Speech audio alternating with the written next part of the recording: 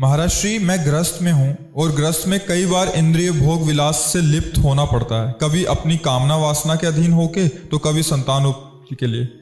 पर इन सब के बाद मन चिंतन बहुत दुखी होता है। ऐसा क्या करें गृहस्थ में रहते हुए भी कि भजन सेवा में उत्साह कम ना हो और भाव ना बिगड़े? कृपया मार्गदर्शन करें। किसका प्रश्न है?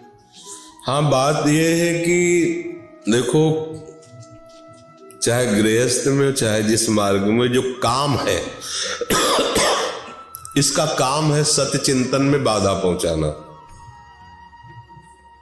और इसकी पूर्ति के बाद तृष्णा पैदा होना, अपूर्ति में क्रोध पैदा होना।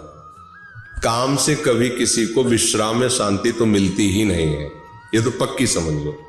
हाँ, गृहस्थ धर्म में इस काम का सेवन गृहस्थ धर्म के पालन के लिए होता ही है। कोई भी हो जो गृहस्थ स्वीकार किए तो ये काम लीला होती ही है। अब इसको संयमित भी किया जा सकता है, बस इसमें एक सुधार करना है। छूट नहीं दे देने की हम गृहस्थ हैं तो चलो भाई, ऐसा नहीं। आप जितना लंबा समय निकाल सकते हो उतना निकालिए। फिर जब कभी ऐसा संयोग हो तो प्रभु को पहले प्रणाम कीजिए, क्योंकि चोरी तो नहीं कर रहे ना, कोई गंदा आचरण तो करने दूसरे के साथ जाने, अपने घर का विषय है ना। प्रभु को प्रणाम के नाथ, अब आप ही देख लो, इसमें उतरना ही पड़ रहा है, चाहे आप हमारी वासना समझो चाहे हमारी पत्नी की वासना समझो। अगर आपको परमार्थ में उन्नति चाहिए तो हमारी बात समझना, उसको भी हमें भजन बनाना होगा। अगर उसके लिए अलग से समय तुमने दिया कि आधा घंटा काम को दिया, तो 24 घंटा पे पानी फेर सकता है, इतना बलवान है। उसमें भी प्रभु को प्रणाम करके हम स्मरण कर सकते हैं। ऐसा नहीं कि स्मरण नहीं कर सकते, राधा राधा राधा राधा।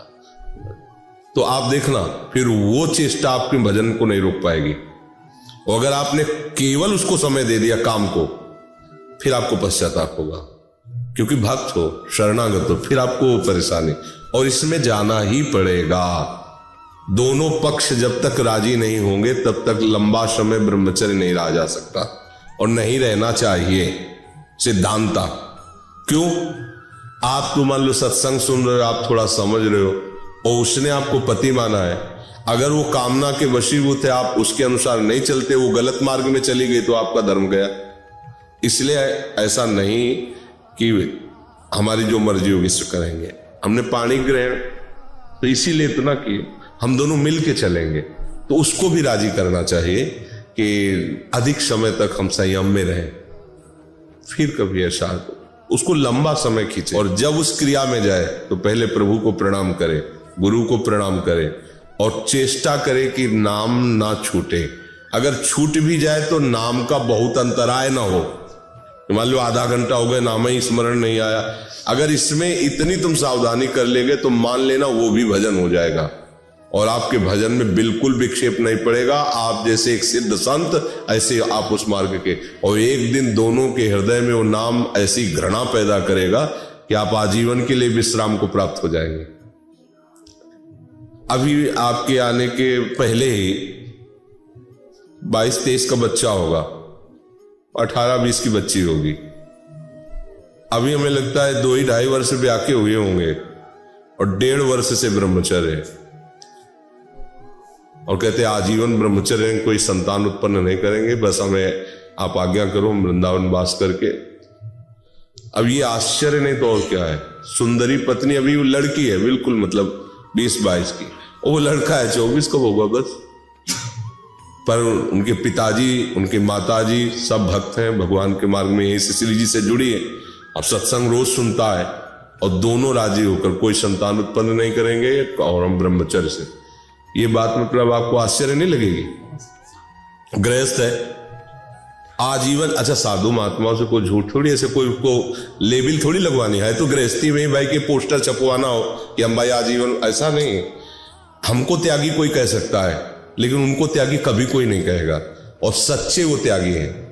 कोई भी त्यागी बैरागी डरेगा, बस दर्शन कर ले बाहर, दूर नजदीक नहीं। और वो साथ खाना, साथ सोना है, सोना भी साथ है। मतलब नौकरी कर रहा तो एक फ्लैट में रह रहा होगा, एक कमरे में रह रहा होगा, अभी थोड़ी कि अलग अलग कमरे, अलग अलग सैया। और ब्रह्मचर्य मतलब ये तो कमाल की बात हो गई। तो गृहस्थ हैं कि वो महान त्यागी हैं, समझना पड़ेगा। पर उनका त्याग कोई जानता नहीं। कितने ऐसे गृहस्थ हैं, हम आपको अपने पास में कितने ऐसे गृहस्थ बच्चे हैं, ये केवल सत्संग और भगवत कृपा। तो आप भी तो गृहस्थ हो ना। पर एक बात जरूर ध्यान रखो, यदि आपका दूसरा साथी, तो फिर आपको संभालना पड़ेगा ना चाहते हुए भी, क्योंकि उसने ये नहीं सोचा था, वो तुम्हें केवल पति मान के स्वीकार किए थे, तो तुमको वैसे ही व्यवहार रखना पड़ेगा। उसके सामने ज्यादा भक्ति का ऐसा रोल कि नहीं अब हमसे तुमसे मतलब नहीं, तो फिर अगर वो गलत मार्ग में गई तो आपने हाथ पकड़ा था, तो कैसे हाथ पकड़ा, फिर आप गलत मार्ग में उसको पहुंचाने के लिए पकड़ा था क्या? तो ये चीजें ध्यान रखना चाहिए। और उस समय भगवत स्मरण करते रहना चाहिए, तो कोई भी बाधा परास्त नहीं कर पाएगी। गृहस्थ कोई निंदनीय मार्ग नहीं है। हम लोग गृहस्थी में ही पैदा हुए हैं, चाहे जितना बड़ा महात्मा हो, आकाश से नहीं टपका। और गृहस्थी में पैदा हुआ तो संकल्प से नहीं पैदा हुआ, काम से पैदा हुआ। सार्थक हो गया उनका काम, जिनके यहां भगवान की भक्ति करने वाला बच्चा, देशभक्त, भगवत भक्त, परोपकारी, सार्थक हो गया गृहस्थी। पहली बात। दूसरी बात, कोई भी विरक्त का भरण पोषण गृहस्थ से ही होता है। कपड़ा, भोजन, दवाई, सब, वास। हम कह जरूर रहे कि श्री जी से चल रहा है, पर श्री जी किससे करवा रहे हैं? गृहस्थी से तो करवा रहे ना। तो गृहस्थ धर्म इन आश्रमों का दाता हुआ। वानप्रस्थ, ब्रह्मचर्य, सन्यास श्रेष्ठ ये है, समझना। श्रेष्ठ ऊपर के फ्लोर है, लेकिन गौर से देखो, अगर नींव ना हो तो ऊपर का फ्लोर क्या होगा? गृहस्थ नींव है मकान की। वानप्रस्थ, ब्रह्मचर्य, सन्यास, यह फ्लोर। नींव क्या है? गृहस्थ। हम पैदा भी गृहस्थ में हुए, हमारा भरण पोषण भी गृहस्थ से ही हो रहा है।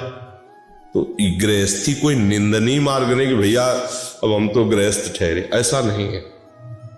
गृहस्थी भगवान का मार्ग जितने भी हैं सबकी नींव है। कोई किसी भी संप्रदाय पोषण किसी न किसी गृहस्थ से ही हो रहा है। आप देख लीजिए, किसी भी संप्रदाय का संत हो, कहीं भी, कोई भी। ये सोफा गृहस्थ के द्वारा दिया गया, भोजन गृहस्थ के द्वारा दिया गया, तो शरीर, दवाइयां गृहस्थ से चल रही, डायलिसिस गृहस्थ से हो रहा है। हर बात हमारा क्या है? तो पैदा हम गृहस्थ में हुए, तो अगर ज्यादा हम विरक्ति की मुचटे तो हम है क्या? आप समझो, भगवान के आश्रित, लेकिन हमारी उत्पत्ति गृहस्थ से हुई, हमारा भरण पोषण, साधना, ये सब गृहस्थ से पूर्ण हो रहे। तो गृहस्थ मूल हुआ कि नहीं हुआ? प्रगट व्यवहार में कोई भी यज्ञ करो, कोई भी दान पुण्य कुछ भी हो, किसी का आटा किसी का घी, और यज्ञ कर रहे बाबा जी, समझ में आ रहा है? किसी का, समझ गए? समझ रहे? नाम हो रहा है किसका? बाबा जी का, लेकिन किसी का आटा किसी का घी। बात तो ये चल रही गृहस्थी की। तो आप लोग ये मन में लाके कि हम तो गृहस्थ हैं, ऐसी बात नहीं। धर्म से चलो तो गृहस्थ आश्रम माता की तरह हर आश्रमों का पोषण करता है, हर आश्रमों का। वानप्रस्थ, ब्रह्मचर्य, सन्यास, सबका भरण पोषण करे। देखो, घर में चाहे जैसी अव्यवस्था हो, कोई महात्मा आ जाता है ना, तो 2 रोटी दे के पेट भरने की कोशिश ही करेगा। तो ये गृहस्थ आश्रम ऐसा ना समझा जाए कि अरे वो तो गृह, ऐसा नहीं। बहुत माननीय और बहुत धर्म का ये गृहस्थ आश्रम है। बस इसमें थोड़ा सा सुधार होने की जरूरत है।